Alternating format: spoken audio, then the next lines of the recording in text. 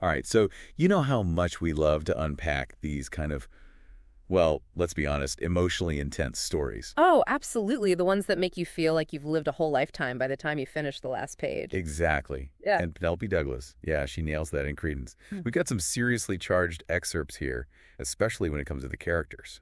And trust me, we're going to break it all down without spoiling the good stuff. Exactly. We want to make sure you still get that I need to read this now feeling. Absolutely. So anyone new to the book, picture this. Tiernan, she's grieving, right? Just lost her parents. And suddenly she's uprooted from this comfortable life in California, whisked away to, well, basically the middle of nowhere. Yeah, and Douglas doesn't sugarcoat it. That scene where Tiernan first arrives at Jake's place, the smell of blacktop, that almost unsettling quiet. It's so vivid, so deliberate.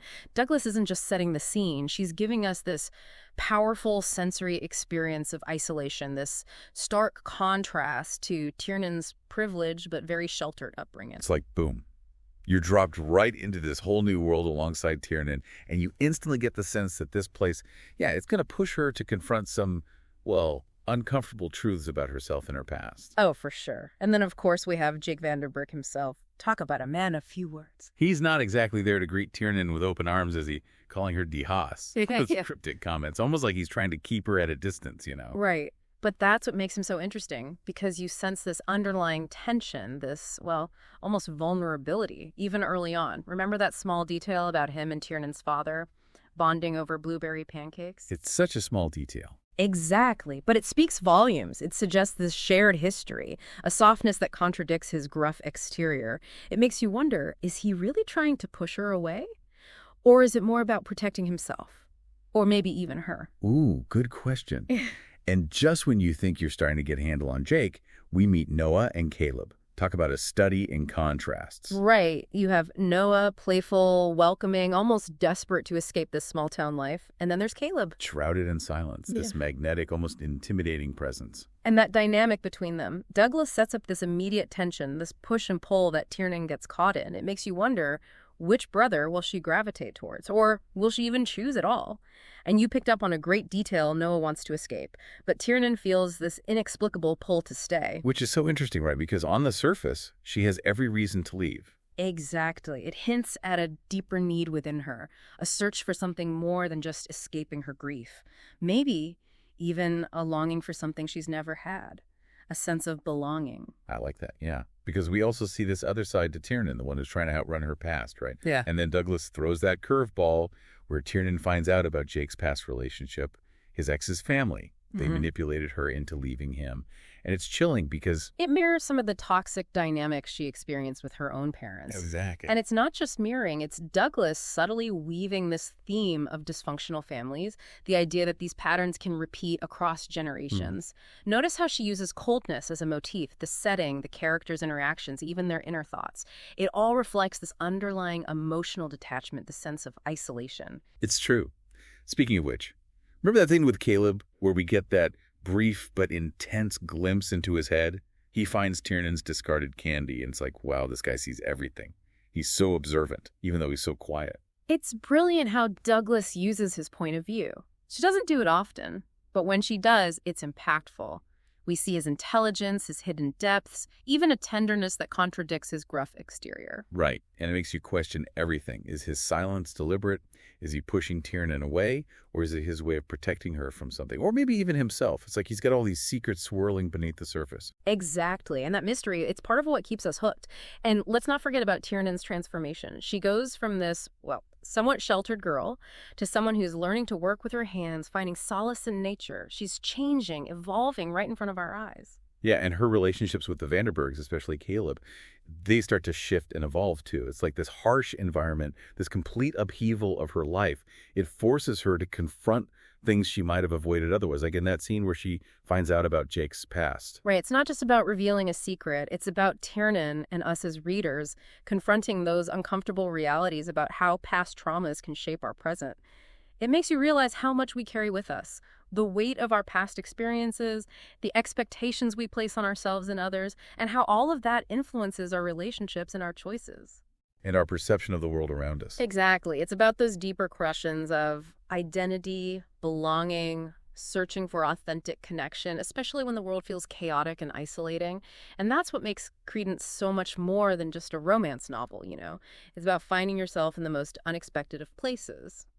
It's interesting how, as Tiernan's trying to figure out her place in this whole new world, her relationships with the Vanderburg brothers just get more and more, well, tangled, especially with Caleb. Remember those early scenes? The fishing trip? That charged moment by the waterfall? Oh, absolutely. The tension is palpable. Right. Tiernan tries to deny it, but Douglas makes it clear there's a definite spark between them. It's more than a spark, though, wouldn't you say? It's this raw, primal attraction that completely throws Tiernan off balance. And remember, she's used to having control, but Caleb awakens something in her she can't intellectualize or rationalize. It both scares her and excites her, which is such a dangerous combination. It is dangerous, and not just the attraction itself, but the whole context. You've got this brooding older guy who holds a certain power, and Tiernan's still so vulnerable after losing her parents. It's like, this could go very wrong very quickly. Oh, absolutely. But that's part of what makes the story so compelling. Douglas doesn't shy away from those power dynamics, the inherent risks involved. And it really makes you think about desire and consent, that fine line between attraction and manipulation, especially when you have these power imbalances at play. Exactly. And then there's that scene in the barn, the first kiss between Caleb and Tiernan. I mean, the way Douglas describes it. The intensity. It's electric. It is, and pivotal. It really highlights that push and pull between them. Caleb's actions, they're forceful, there's no doubt about that, but Tiernan, she's not passive. Douglas shows us her internal struggle. This way she craves his touch even as she's trying to resist. It's like this internal battle between what she thinks she should want and what she actually feels. It's true. And those conflicting desires make it so much more realistic. And it's not just Caleb. Let's not forget about Noah. Remember that scene in the living room watching that movie? The one with those provocative scenes? Oh, yeah. The tension in that room is off the charts. You can feel it building with every glance, every hesitant touch. Douglas is amazing at crafting that slow burn. Totally. And what makes it even more intense is it's not just physical, right? There's this genuine emotional connection between Tiernan and Noah. They see each other, get each other's pain on a different level. Absolutely. That shared experience of being outsiders, it creates this bond that goes beyond the surface. But of course, then there's Jake, the uncle, the forbidden, and things between him and Tiernan. Well, they escalate pretty quickly. To say the least. It's the ultimate taboo, and yet Douglas handles it with this surprising nuance. Remember how Jake tries to push Tiernan away? Constantly reminding her of the debt he feels, the power dynamics. Like he's trying to convince himself as much as her. Totally. And it highlights how messy attraction can be, especially when you bring unresolved trauma and complicated pasts into the mix. Yeah, and yet they can't deny the connection, those stolen moments, the way they crave each other.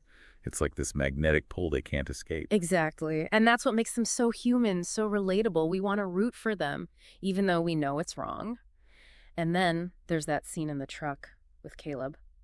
Intense, uncomfortable, disturbing even.